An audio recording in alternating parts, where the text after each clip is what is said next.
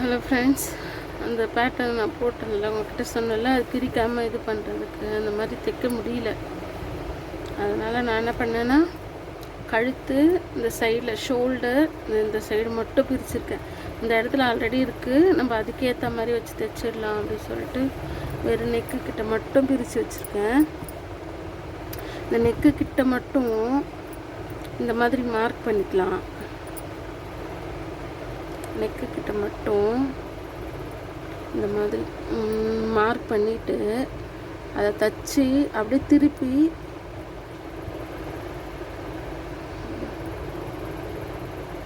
அப்படியே வச்சு அட்டாச் பண்ணிடலாம். பார்க்கலாமா எப்படி வருது பார்க்கலாம். அவுட்புட் எனக்கும் தெரியல, அதான் நான் ட்ரை பண்ணுறேன்.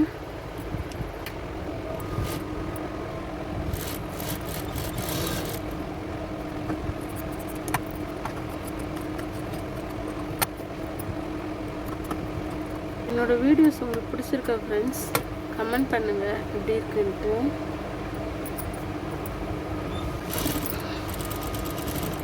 நீங்கள் இந்த மாதிரி எதனா ட்ரெஸ்ஸு, ரெடிமேட் ட்ரெஸ்ஸு இந்த மாதிரி எதனா ஆல்ட்ரு பண்ணியிருக்கீங்களா? நெக்கு அந்த மாதிரி எதனா ஆல்ட்ரு பண்ணியிருக்கீங்களா சொல்லுங்கள். எதுவுமே நம்ம தெரியாது அப்படின்னு சொல்லக்கூடாது ஃப்ரெண்ட்ஸ். நம்ம எப்படி இருந்தால் எது பண்ணாலுமே நம்ம அதை கற்றுக்கிட்டு தெரிஞ்சுக்கிட்டு கூட நம்ம அதை செஞ்சு கொடுத்துடணும்.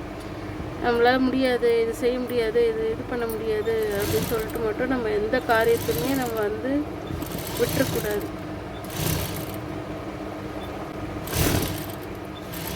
முயற்சி செஞ்சால் முடியாது ஒன்றுமே இல்லைல்ல ஃப்ரெண்ட்ஸ். நம்ம ட்ரை பண்ணுவோம். ட்ரை பண்ணுறதுனால என்ன கெட்டு போகுது?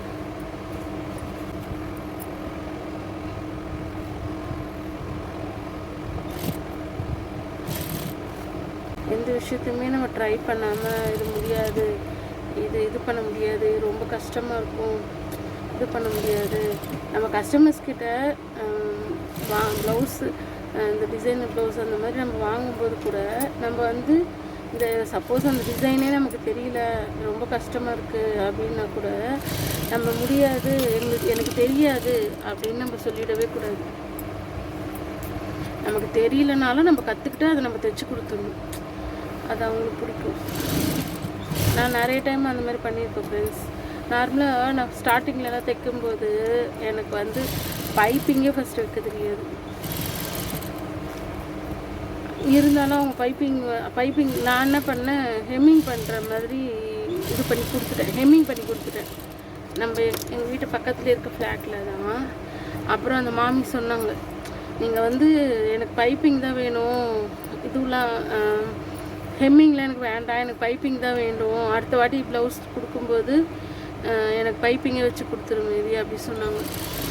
அதுக்கப்புறம் ஐயோ பைப்பிங்கா எனக்கு வேறு தெரியாது, என்ன பண்ணுறது, திரும்ப நாங்கள் ப்ளவுஸ் கொடுத்தாங்க. அப்புறம் திரும்ப நான் வாங்கி தைக்கும்போது அது பைப்பிங் ஃபஸ்ட்டு கொஞ்சம் கஷ்டமாக தான் இருந்தது.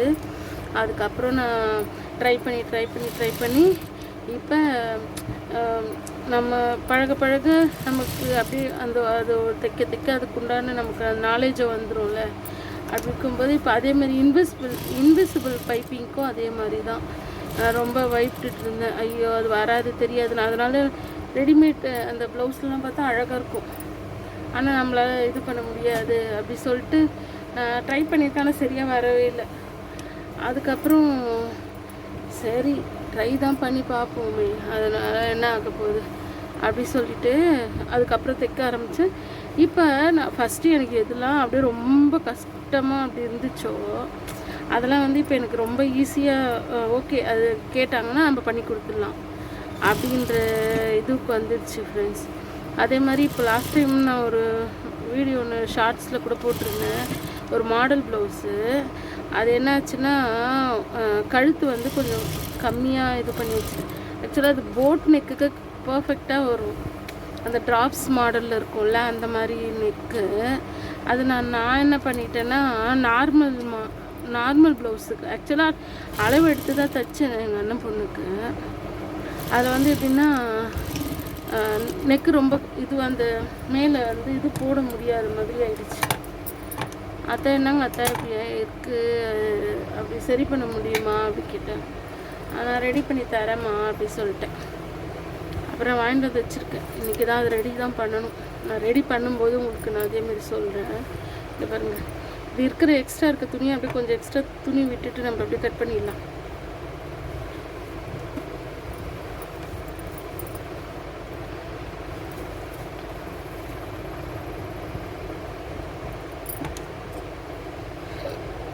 பார்த்து கீழே இருக்க துணியை சேர்த்து கட் பண்ணிட போறீங்க. இந்த மாதிரி கட் பண்ணும்போது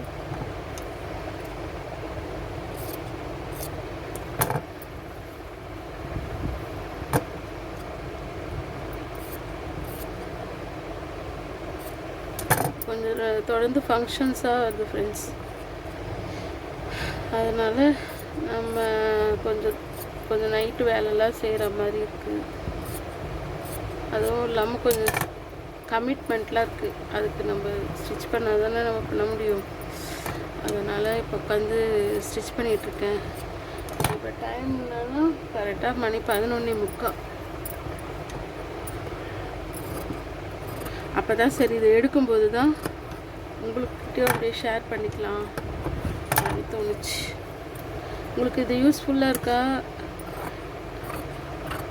நான் சொல்கிறது உங்களுக்கு ஓகேவா இருக்கா என்னன்ட்டு நீங்கள் கமெண்ட் பண்ணுங்கள் ஃப்ரெண்ட்ஸ். நம்ம சேனலை சப்ஸ்கிரைப் பண்ணுங்கள், ஃப்ரெண்ட்ஸுக்கு ஷேர் பண்ணுங்கள், கமெண்ட் பண்ணுங்கள்.